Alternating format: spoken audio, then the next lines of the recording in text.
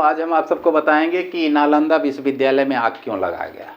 इतना महत्वपूर्ण है और सबसे बड़ी बात यह है कि प्राचीन काल से ही ये विश्वविद्यालय प्रसिद्ध था और आज भी प्रसिद्ध है।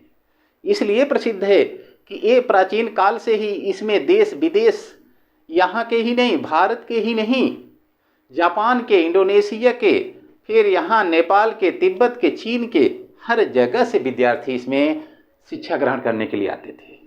और इसका स्थापना जो कहा जाता है नालंदा विश्वविद्यालय, इसकी स्थापना गुप्त शासक कुमार गुप्त शासक के ही वंश के कुमार गुप्त प्रथम ने ये 450 ईस्वी से 470 ईस्वी तक इसकी स्थापना कराई थी नालंदा विश्वविद्यालय की।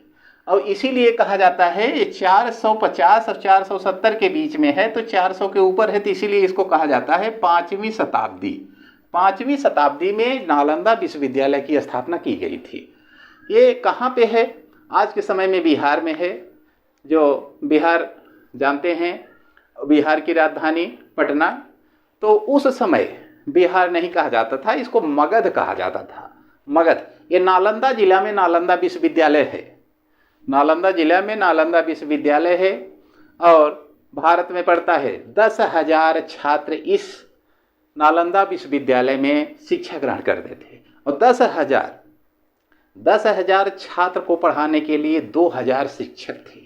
7वीं सदी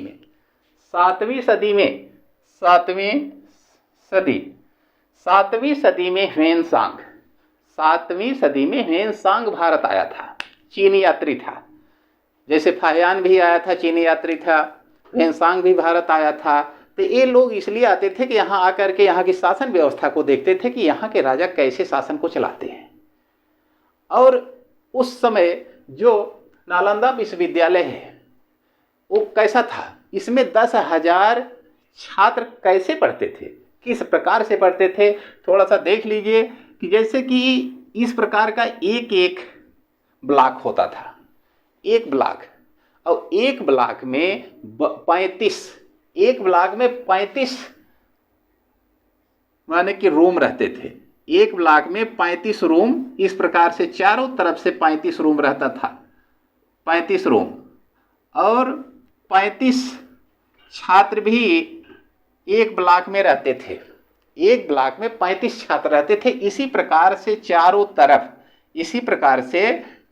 तरफ एक कमरा था, कमरा यानी कि रूम था, जिसमें विद्यार्थी यहाँ पे रात में अपना सोना, उठना, बैठना सब था। इसके बीच में एक कुआं रहता था। एक ब्लॉक के अंदर में, एक ब्लॉक या कहिए एक यूनिट, एक ब्लॉक में 32 छात्र, एक ब्लॉक में 32 छात्र रहते थे।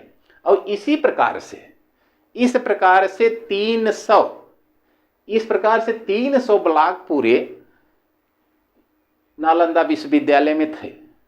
तो एक में 32 रहते थे, उनको पानी पीना है तो यहाँ पे पानी पीते थे, खाना बनाना होता है तो यहीं बीच में ही खाना बनाते थे। और अगर जैसे कि गुरु जब आकर के उनको शिक्षा देता था तो गुरु के लिए यहाँ पे इस प्रकार से सीढ़ियाँ बनी होती थी और ऊपर एक चेयर लगा रहता था, कुर्सी, इस पे बैठ करके वो पढ़ाते थे। और सब छात्र अपने घर के अंदर से निकल करके यहाँ पर जमीन पर बैठ जाते थे और यहाँ से शिक्षा ग्रहण करते थे। इस प्रकार से उस समय की व्यवस्था थी। लेकिन ये व्यवस्था बौद्ध धर्म के अनुसार था। जितने भी अध्यापक इसमें थे और पूरे विद्यालय का, जैसे कहा जाता है कि पूरा नालंदा विश्वविद्यालय इसी प्रकार का 300 ब्लॉक या 300 यूनिट ऐसे ही था, इस प्रकार से। तो एक में 32 और एक टीचर रहते थे और 2,000 टीचर थे। और सभी टीचरों का भी गुरु होते थे। जितने भी टीचर हैं 2,000, उसमें भी 3 अलग अलग श्रेणी के 3 प्रकार के प्रिंसिपल थे। जैसे आज के समय में प्रिंसिपल कहा जाता है, उस समय के आचार्य थे। पहले थे शीलभद्र।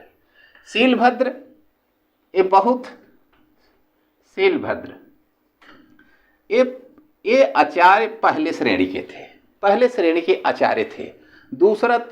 दूसरा जो आचार्य थे दूसरे श्रेणी पे जो थे उनको कहा जाता है धर्मपाल। धर्मपाल ये दूसरे श्रेणी के थे।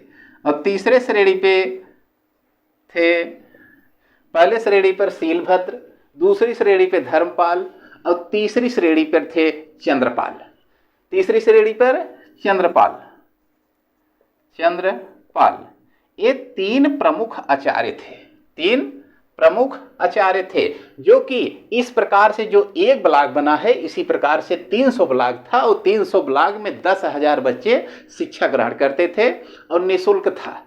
निःशुल्क इसलिए था कि वहाँ मगध में आसपास के 200 गांव, आसपास के जो 200 गांव थे, 200 गांव उनको दान में मिला था। 200 गांव दान में मिला था और उसी दान वाली जमीन से ये खेती बाड़ी कर करके इसमें से माने कि बच्चों को खिलाने के लिए 10,000 छात्र जो थे उनको खाने पीने के लिए सारी व्यवस्था यहाँ पे थी।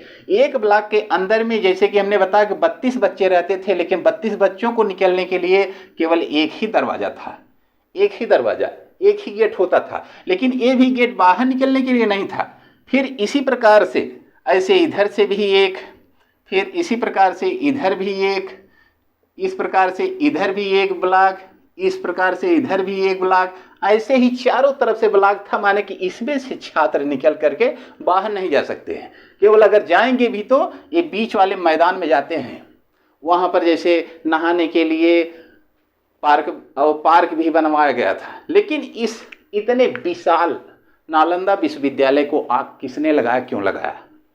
तो इतने विशाल जो नालंदा विश्वविद्यालय है, जो प्राचीन काल से ही प्रसिद्ध है, आज भी प्रसिद्ध है। कहा जाता है कि जैसे कि कोई बाहर का, विदेश का या जापान का कोई पढ़ने के लिए आता था तो इससे ये जाहिर होता है कि पहले से ही बहुत प्रचलित है। लेकिन इसमें आग कब लगाई गई?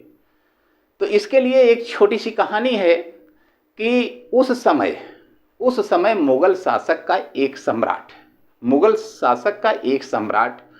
1199 में वहाँ पे शासन कर रहा था।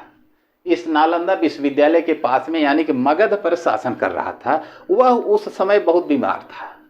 अब बीमार था, मुगल था, यानी कि वो अपने देश से दूसरी जगह से अलग अलग वैद्य को बुलाए, डॉक्टर को बुलाए, दवा इलाज हुआ, लेकिन वो ठीक नहीं हुआ। तो बाद में किसी ने उनको बताया कि जो ये नालंदा विश्वविद्यालय है, इस विश्वविद्यालय में एक आचार्य हैं, वो चिकित्सक के आचार्य थे, जो शीलभद्र हैं, चिकित्सक के बहुत बड़े आचार्य थे। तो किसी ने बताया, राय दिया कि शीलभद्र से आप एक बार संदेशा भिजवा दीजिए, वो आकर के आपको देख लेंगे तो आप ठीक हो जाएंगे।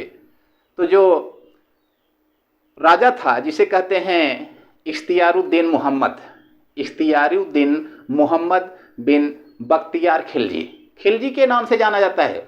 वो खिलजी ऐसा दुष्ट था, खिलजी इतना दुष्ट था कि उसने कहा कि हम भारत के माने कि भारतवासियों के द्वारा हम चिकित्सा नहीं करवाएंगे। इतने बड़े बड़े वैद्य हमारे माने कि देश से आए लेकिन इलाज नहीं कर सके। तो यहाँ के जो ये बौद्ध धर्म के समुदाय के जो डॉक्टर हैं या आचार्य हैं, जो इस प्रकार के ये लोग जड़ी बूटी बनाते हैं, इनसे हम नहीं ठीक होंगे। लेकिन तब उनका जो सलाहकार था उसने कहा कि एक बार मिल लीजिए, मिलने से कोई दिक्कत नहीं है। तो मिले, संदेशा भेजा गया, शीलभद्र आए। शीलभद्र आने के बाद उन्होंने बताया कि ठीक हो जाएंगे आप।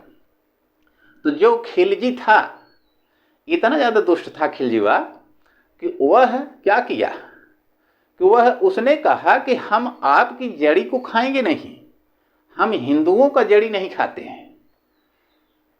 अब रही बात है कि आपको ठीक करना है, अगर आप ठीक नहीं कर पाते हैं तो आपको दंड दिया जाएगा, मृत्यु दंड। तो जो शीलभद्र थे उनको पता था कि ठीक हो जाएंगे, तो उन्होंने एक ऐसा किया, उन्होंने एक वेद लिया और वेद पर क्या किया, उसके किनारे किनारे पर, जैसे कि मान लीजिए कि ये वेद है, इधर पेज है, ये भी पेज है। तो ये पेज पलटते समय लोग क्या करते हैं कि थूक लगाते हैं, अंगुली में थूक लगाते हैं, इसके बाद पेज को पलटते हैं। तो शीलभद्र ने उस पर इसके किनारे किनारे पर ऐसा दवा उस पर लगा दिया, इसके किनारे किनारे पर, पेज के किनारे किनारे पर ऐसा दवा का प्रयोग कर दिया और इस पे लेप लगा करके उन्होंने खिलजी को दे दिया।